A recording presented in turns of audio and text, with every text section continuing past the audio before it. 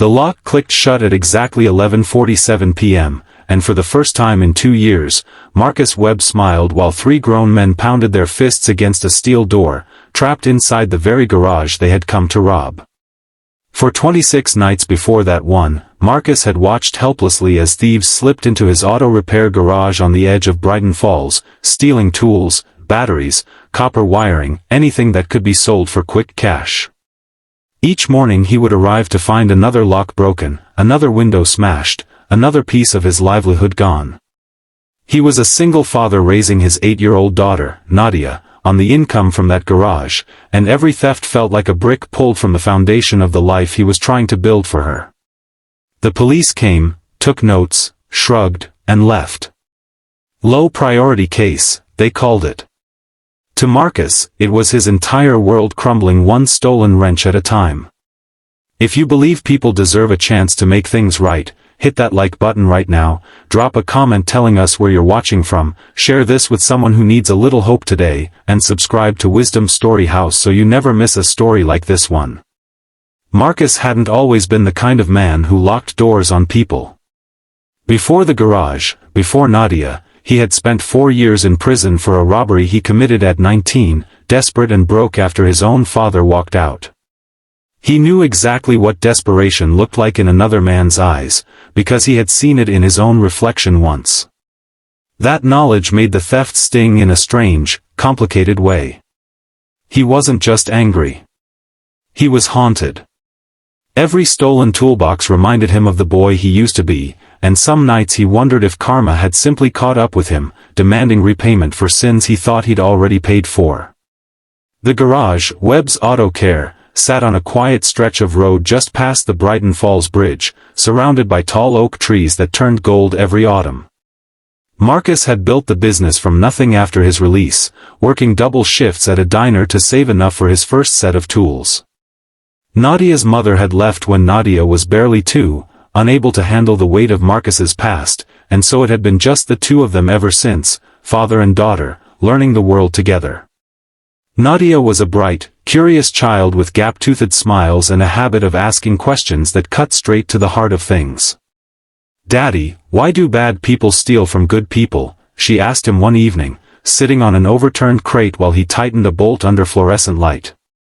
Marcus didn't have an answer that satisfied either of them. By the 20th break-in, Marcus had installed cameras, but the thieves wore hoods and gloves, faces always obscured, movements quick and practiced. By the 25th, he had started sleeping in his truck outside the garage some nights, exhausted and desperate, only to wake stiff-necked and find nothing had happened that particular night, as if the thieves knew exactly when to strike and when to wait. The financial toll was crushing. Insurance only covered so much, and each theft meant fewer hours he could spend with Nadia, more hours spent repairing damage and replacing stolen equipment instead of earning. He began falling behind on rent for their small apartment above a laundromat, and the weight of failing his daughter pressed harder on him than any theft ever had. It was Nadia, unexpectedly, who planted the idea that changed everything. One rainy afternoon, while helping him organize spare parts, she found an old motion sensor lock he'd bought years ago for a job that never happened.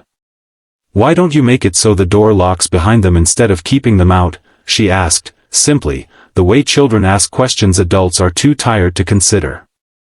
Marcus stared at the rusted device in his hands and felt something shift inside him. The thieves weren't being kept out. They were getting in anyway. Maybe the answer wasn't a stronger barrier, but a smarter trap, one that would finally give him answers instead of more questions. He spent the next several days quietly rigging a new system, one that relied not on brute strength but on patience and design. He installed a secondary electronic deadbolt on the rear access door, wired to trigger only after motion was detected deep inside the garage near the tool cabinets, far from the entry point. He left the front noticeably unsecured, almost inviting, the way a trap leaves bait in plain sight. He told no one except his closest friend, Theo Calloway, a retired locksmith who had mentored him after prison and never once judged him for his past. Theo helped him test the wiring twice, shaking his head and muttering that Marcus had finally lost his mind, but helping anyway, because that's what real friends do. On the 27th night, Marcus didn't sleep in his truck. He sat instead in the back office, lights off, heart hammering, watching a small monitor connected to the new camera feed. Around 11:30, three figures slipped through the same gap in the fence they always used, moving with the casual confidence of men who believed they had never been caught and never would be. They made their way toward the tool cabinets exactly as he predicted, and the moment the motion sensor registered their presence near the back wall, the deadbolt engaged with a heavy mechanical thunk that echoed through the garage like a verdict being read aloud.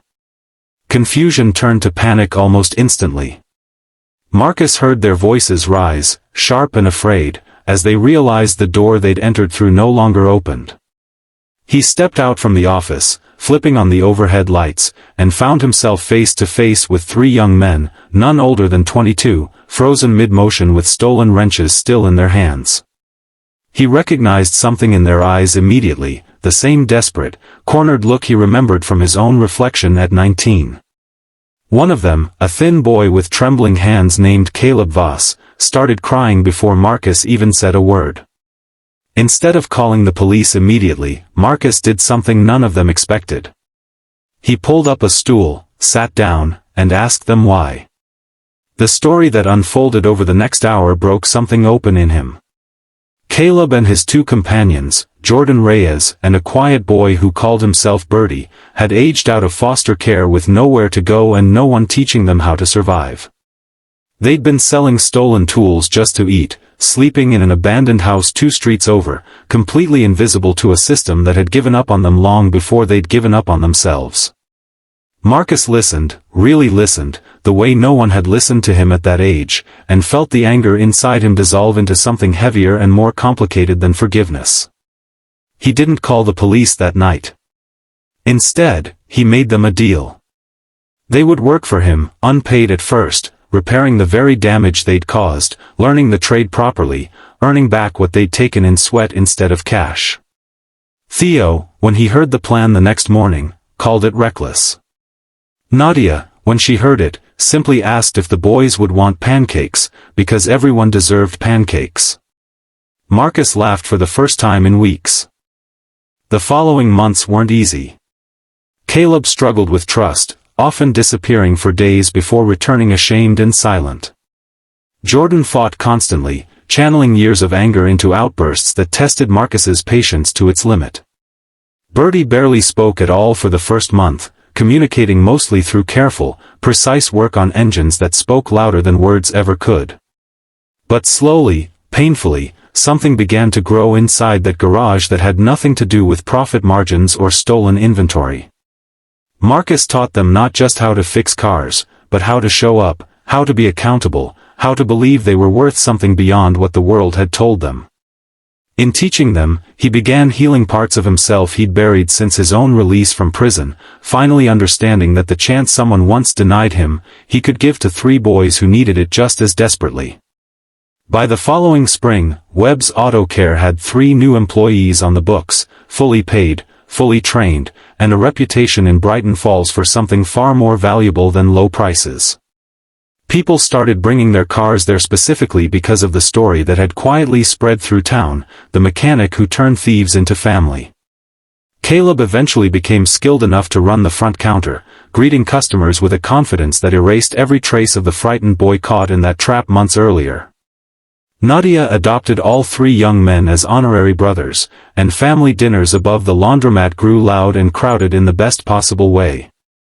If this story touched your heart even a little, please take a moment to like this video, leave a comment, and share it with someone who might need a reminder that broken people can build beautiful things together, and subscribe to Wisdom Story House so these stories keep finding you. Before we close this chapter, I want to ask something special of you.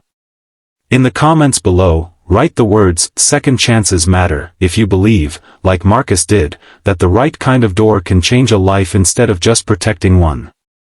Marcus Webb never forgot the sound of that deadbolt locking on the 27th night, not because it caught 3 thieves, but because it was the moment he stopped running from his own past and started using it to save someone else's future, proving that sometimes the most powerful lock you can build isn't meant to keep people out, but to finally let them in.